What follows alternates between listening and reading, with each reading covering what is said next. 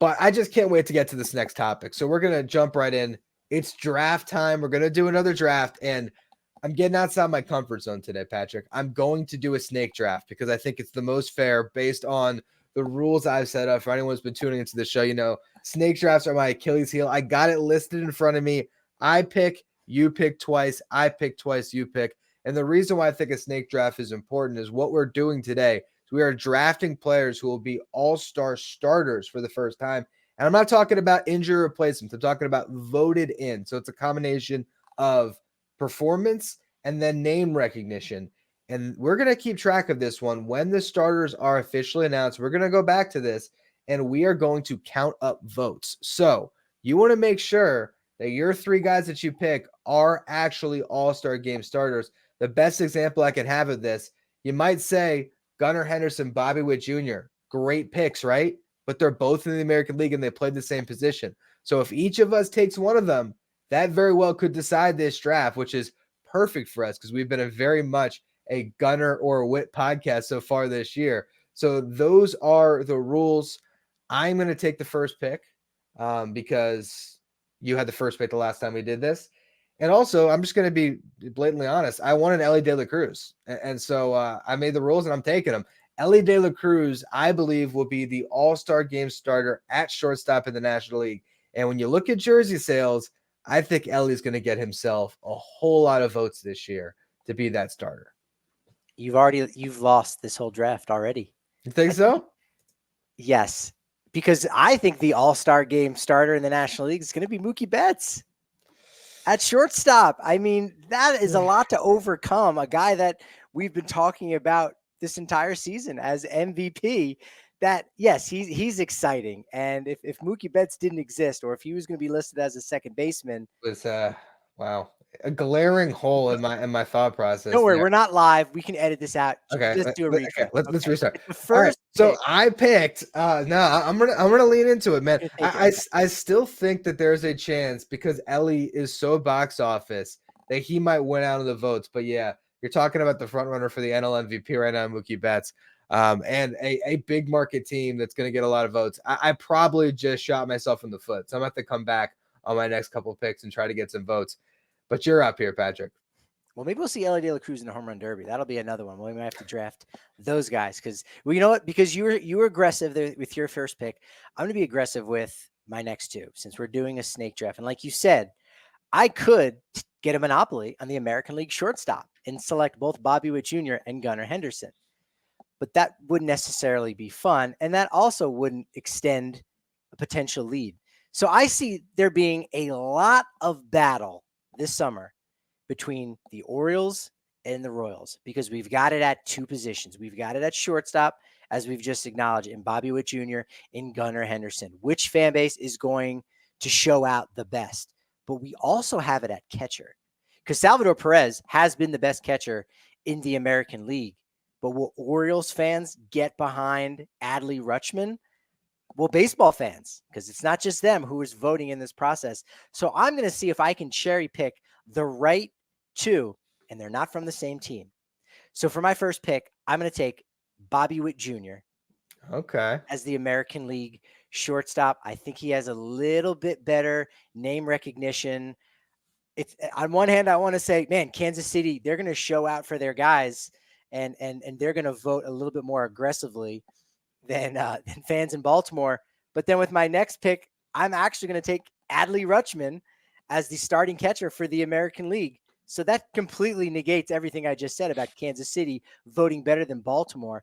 But I think nationally, Adley Rutschman might get a little bit more love than a Salvador Perez than Gunnar Henderson will for Bobby Witt Jr. So that's why I'm going to cherry pick and see if I can go 2 for 2 there with Bobby Witt Jr. as the starting shortstop in the American League. And then with my second pick, Adley Rutschman as the starting catcher for the American League.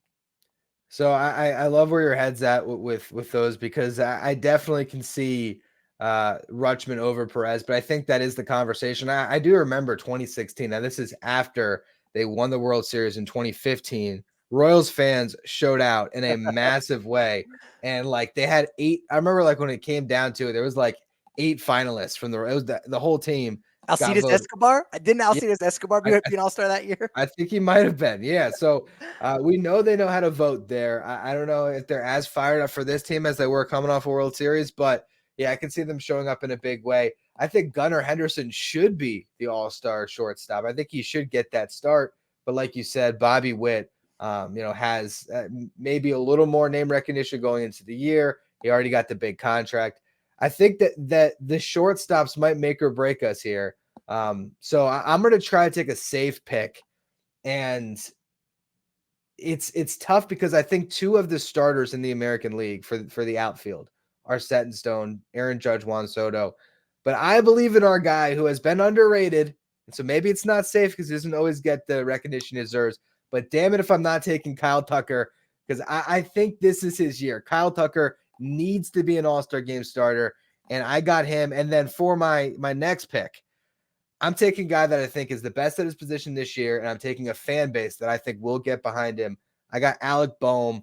I think he's going to start at third base this year, and I feel very good about that because I look at the other third baseman in the National League right now. No one else jumps out. I don't think I'm missing a Mookie Betts level player like I did with Elly, but you can let me know if I'm wrong.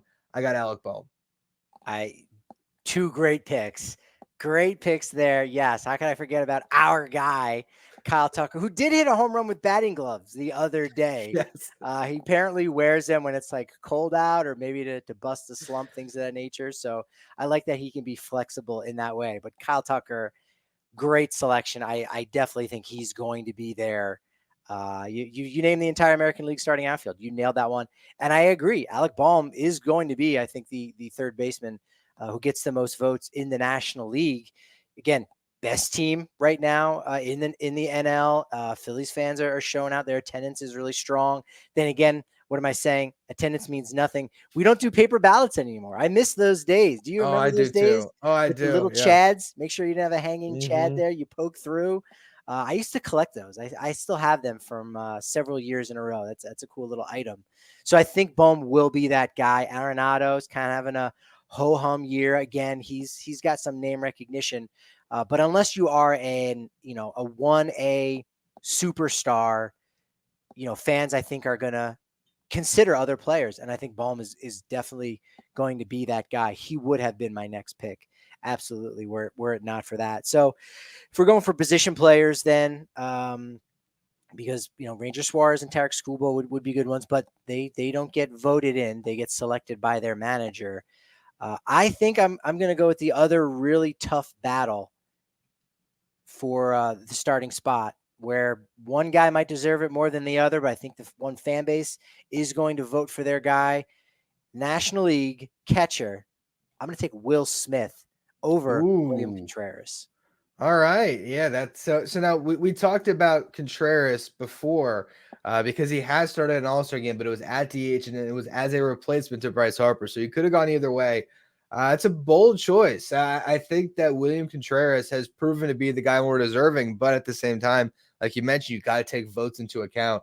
Will Smith, I was sort of surprised when I was doing the research that he hasn't started an all-star game, but one-time all-star for a guy who just signed that deal and that we all widely regard as being essentially coming into the year as the best catcher in the National League, had this great pedigree. But you're right, one all-star game, and it was not as a starter. And last year, one of the things that I did in my prep for this is I looked at last year and the finalists. So I was trying to see like who came down to it last year, didn't get it. And Will Smith was a finalist last year. I'm trying to remember who exactly got the nod. Oh, Sean Murphy got the nod to start, but it was between Murphy and Smith last year. Murphy not in the equation this year because he's been hurt. So yeah, I mean, there's a good chance that the voters show out for him. William Contreras in Milwaukee, is he going to get the same votes? I think you probably went the right direction there.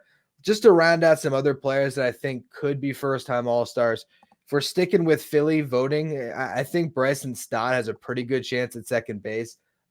Again, that's based on the fact that I believe that the Phillies are going to be a Kansas City Royals of 2016 situation. I think we're going to look at finalists and we're going to see Phillies littered all over the board. But if you look at second base, you have Ketel Marte, you have Bryce Turang. There's other guys that are probably having better seasons, but I think Bryson Stott stands a pretty good chance. And the other one was Jarren Duran. Do Red Sox fans show out and vote for him? Possibly, but again, the reason why I think both of us would have stayed away from him is it's so tough when you have 2 all-stars pretty much set in stone in the outfield with Judge and Soto to get that 3rd spot. And it would be a real shame, not only because I picked him, but if someone like Duran or anybody else snuck in instead of Kyle Tucker. No, I think that those are 2 great calls. Bryson Stott, I think, is kind of a like that dark horse of I'm going to lock him in as a starter. And you go, really? No, I think that makes a lot of sense. In the chat, baseball fan, I think we all are. But you know what? Atlanta might have something to say about that with Austin Riley. Yeah. Sure, I think so. I think there will be a fun battle with that. Yuki Matsui, probably not the real one. But Ozuna or Ohtani for NL All-Star DH, kind of a no-brainer. Ohtani versus anyone is going to end up being Ohtani. And it, as great as Marcell Ozuna has he been better? No. As good? Maybe. Again, don't forget about the stolen bases that Ohtani has been putting up there. So fun conversations for sure for these first-time All-Stars that very well could happen. And the other thing I think I don't have in my head when I thinking about this conversation is they do the All-Star voting differently, where it wasn't just, hey, here's your open window. Let's go ahead and vote like crazy.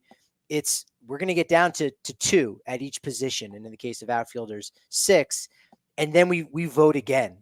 So as long as you're in the conversation 1 and 2, your city just has to really do the thing for that 1 week. And you're going to get, what it is that you need and become a first-time All-Star. Yeah, I think so. And I'm thinking about the DH conversation. Bryce Harper is the only guy that could actually push Ohtani. And I don't think he will. I think Ohtani's clear cut. And I also want to acknowledge that based on my board, had you selected differently, if it came down to it where I had to choose between Bryson Stott or Contreras or Smith, I think I would have taken Stott, only because I think the Phillies are going to show out in that way. And I look at that position as more wide open. I was a little nervous on some of these positional splits. Like I was trying to stay away from Gunnar or Witt because I just don't know who's going to be the starter. So it's going to be fun to see how the voting turns out through all of this and which one of us ultimately gets the most votes and wins this little competition we have. And I have to say, just a massive oversight by me. I was so damn confident when I made my notes on Elly De La Cruz. I'm like, who else could possibly start over Elly? He's the man right now. He's going to have 50 stolen bases by the break. Did not at all remember, stupidly, that Mookie Betts is a shortstop now. I mean, they gotta make that a little more obvious. He's like, if you sort by second base, he's leading in the second base F4 category too. He's all over the place. It's hard to keep up here with Mookie Betts. That is the issue with sorting, right? And using different sources. Look, how about a guy that we haven't talked about him? I don't know if we've ever talked about him on the show. Teammate of Kyle Tucker's. If we were doing this at the beginning of the season, who's going to be a first-time All-Star, and we did a draft, tell me Yordan Alvarez wouldn't have been number 1 on the list as the American League DH, now no longer blocked by Shohei Ohtani. Wouldn't Yordan Alvarez be front and center in that conversation this year? I don't really know who's going to get those votes as DH. I think Giancarlo Stanton might get that love from Yankees fans, but otherwise that spot is kind of up for grabs. It still could be Alvarez again with Astros fans showing out. Yeah. But that's one where, just a competent season, which he can still put together here in the final, 6 weeks, let's say, before they make that announcement. But Yordan Alvarez could be a dark horse, if you will, in this conversation. I think that's a great poll, because honestly, if I had really thought about it, I might have gone that route. I'm looking at who's the most deserving. And I mean, Ryan Jeffers has been catcher DH. He's put up some pretty good numbers, 10 home runs, 148 WRC plus. And then Brent Rooker has had great numbers, but is an A going to win a voting contest? Is he going to win a popularity contest? Probably not. So Yordan, probably the biggest snub we had here, because I do think he'd get voted in as the DH. If he's a finalist with Brent Rooker, let's just say, I think Yordan's going to get sort of the casual fan vote. And yes, he's sitting there with sort of a lackluster season for his high standards, but it's Yordan freaking Alvarez, and he still has time. I wouldn't be shocked at all if Yordan turns it on and has some huge numbers. And I didn't even think about him because I sort of assumed he probably started at some point. But yeah, Ohtani blocking him. So I think that was our biggest snub today. I think he's definitely looking like an all-star starter at DH. And props to baseball fan referencing the Atlanta fans, because Austin Riley, 2-time All-Star, still has yet to start. So if, again, going into this season, if we would have put our money anywhere, I think the second pick right after Yordan Alvarez would have been for him, for Austin Riley to start in the National League at third base. I think so. Yeah, I mean and look, he could turn it on, and Bohm could certainly cool off. But when Bohm's hitting 330, and the Phillies are as fired up about their team as it's ever been, I'm curious how the Braves fans show out. Do they care about the All-Star anymore? Does it matter when your team is just awesome each year? The Phillies being on a 110 plus win pace, I think they're going to get more votes, but it's going to be exciting. I think. I don't know. We'd have to look back at history and see if there is a changing of guard, but it certainly feels like we have more young stars this season that are really pushing to the forefront, particularly with some of the shortstops. But it feels like a year where a lot of guys are making names for themselves. And it's going to be a really fun All-Star game when we get to it, of some guys that are enjoying the festivities for the first time, enjoying that level of spotlight that they typically might not have had. Yeah, Tyler O'Neill could be one of those players that, now that he has his IL stint kind of past him, he could do that. I got a question for you. Is, despite the fact that we know Trout is on the IL and he's going to be gone, will he be selected as an AL starter? Actually, the better question is he even going to be on the ballot? And I think the answer is probably no. Yeah, I don't know. Look, his numbers were pretty damn good when he was on the field. And you throw Mike Trout into anything, people might just vote like blindly. Again, if a casual voter is like, I'll turn in an all-star ballot this year, why not? You're just clicking pictures. You're like, oh, Mike Trout's always an all-star, isn't he? I don't know if he'll be on the ballot. I would probably assume not, because he might come back this year, but I think his return would be far after the all-star break. So I think not. But we'll see. A couple other names I'm just looking at as potential first-time all-stars. Colton Cowser. I don't think he'll get voted in, but certainly could be a reserve. Dalton Varsho, has he ever been an all-star? I doubt it. So there's a few. I think when these rosters get filled out, especially when you flip it over to the pitching side like we talked about, there's going to be a lot of first-time all-stars. Mike Trout is currently tied for the 8th most amount of homers in the American League. But I don't think he'll be on the ballot, because now it's all digital. Again, I can remember in the past when there was a paper ballot, which really makes me feel old. But has it really been like 10 years? It probably is close to 10 years that we haven't had paper ballots. But I can remember, paper ballots, they would do it basically once opening day started, to print all of those up and to get them ready. Now it's literally, hey, if someone goes on the IL and they're gone for the rest of the year, you might not even submit his name. They had like write-ins too, if I remember right. But like I don't know if any of those write-ins ever could have made it, because it was so easy to just punch the ticket on the other guy. Man, you're right. Bring back. Can we do it? I mean, I understand there's probably like an environmental, side of it. We're saving trees. I understand it, but man, there was something about you show up to the ballpark, you see the big old canister, the bins, all-star game, you grab the ballot, and you punch away. It was a simpler time. Ryan, is this the start of Just Baseball Press? Maybe we could create some limited edition old school ballots with the perforated circles, but of course it's commemorative, right? It's limited edition. So no one's going to actually utilize it. You want to put it in a frame and just say, hey, look at this cool piece of Just Baseball memorabilia I've got. Well, it seems like you have some extra ones from back in the day. So maybe you just do me a favor. You send me one of the old ones so I can save it in my trophy case. Since I never thought ahead and grab one of those. I was just submitting my one ballot at a time. But yeah, it'd be cool to see them bring it back for, or at least make it available. I'd love to be able to just buy one, so I could be like, oh, here's the 2024 All-Star ballot that I could save. But I don't think they're making a comeback. It's just like programs. Like, think about it. Like there was there's a point in time where get your program. You don't know the players unless you got a program. That was true. Now we've got all the information on the phone. So the point of a program is moot. It doesn't have anything, right? It's just a tangible piece of memorabilia.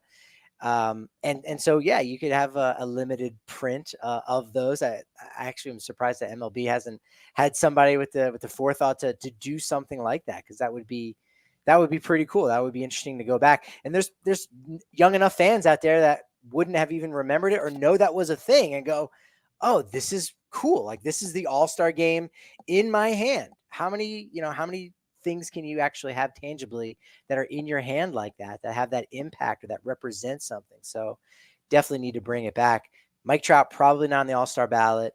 A little early to think about, but yes or no, is Mason Miller going to get the final 3 outs for the American League in the 2024 All-Star game?